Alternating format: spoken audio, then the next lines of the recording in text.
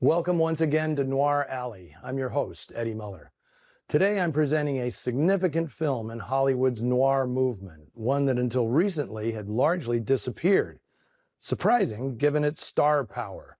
Released by Paramount Pictures in January 1948, after a Kansas City premiere a month earlier, it's I Walk Alone, featuring the first pairing of six-time big-screen co-stars Burt Lancaster and Kirk Douglas, and the presence, for the second week in a row, of luminous Elizabeth Scott. The start of their legendary careers coincided with the rise of film noir, Lancaster debuting in The Killers in 1946, while Douglas's first film was The Strange Love of Martha Ivers, released the same year. Scott was also in that one, only her second film. They'd all continue in this dark vein the following year, Burt making the violent prison drama Brute Force, Kirk going the villainous route in Out of the Past, and Liz tempting Humphrey Bogart in Dead Reckoning. It was inevitable they'd eventually be cast opposite each other, since they were all under contract to the same producer, Hal Wallis.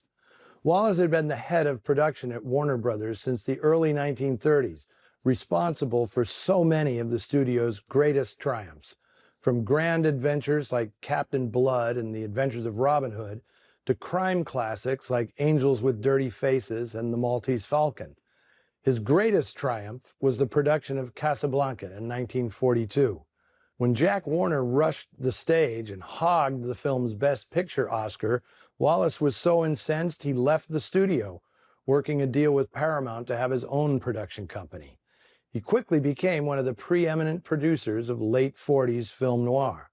To appreciate the significance of I Walk Alone, it helps to consider the kind of crime pictures Wallis had made at Warner's years earlier, including classics like Little Caesar and The Roaring Twenties. During the Depression, Warner Brothers popularized the screen image of gangsters as renegade outlaws, with the likes of James Cagney and Edward G. Robinson running wild until the strong arm of our newly civilized society ran them to ground. Audiences loved these flamboyant crooks, even if they always, by Hollywood law, ended up face down in the gutter. Post-World War II, the crooks were more refined, but much scarier. They weren't after the living wage the Depression robbed them of. They were after power. In noir, the trappings of gangster pictures were used to present a vision of America in which angry and vengeful outsiders sought power through legitimate business. Well, semi-legitimate. Noir gangsters, like the one played by Kirk Douglas in today's film, laughed at their scrappy ancestors of the previous decade who knocked over banks with guns blazing. In noir, these new operators already have the bank presidents and the police chiefs in their pocket.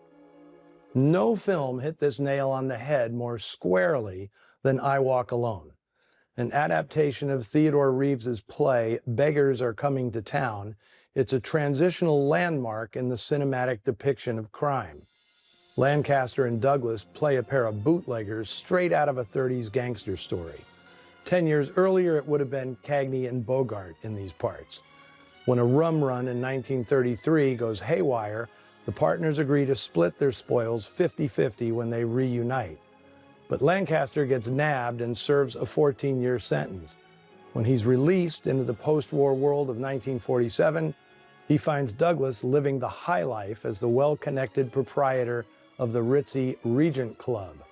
Lancaster's cohort has gone legit and has no intention of honoring that 50-50 deal. The collision between the old-school credo of honor among thieves and a new school of corporate subterfuge is the crux of I Walk Alone. It's what gives the film historical heft and makes it pivotal to the genre. First-time screenwriter Charles Schnee was a Yale Law School graduate, and his familiarity with attorneys and accountants lends the film authenticity. His facility with characterization, however, had yet to be developed. Wallis entrusted the direction to an old colleague, Byron Haskin, who coincidentally also directed last week's Noir Alley offering, Too Late for Tears. Haskin had primarily been a cameraman in the silent era, and since the mid-30s, he worked for Wallace as head of the special effects department at Warner Brothers. Now, I doubt very much that Hal Wallace thought he was making a landmark film. It's gained that status in hindsight, and only from certain cinephiles, like Martin Scorsese and me.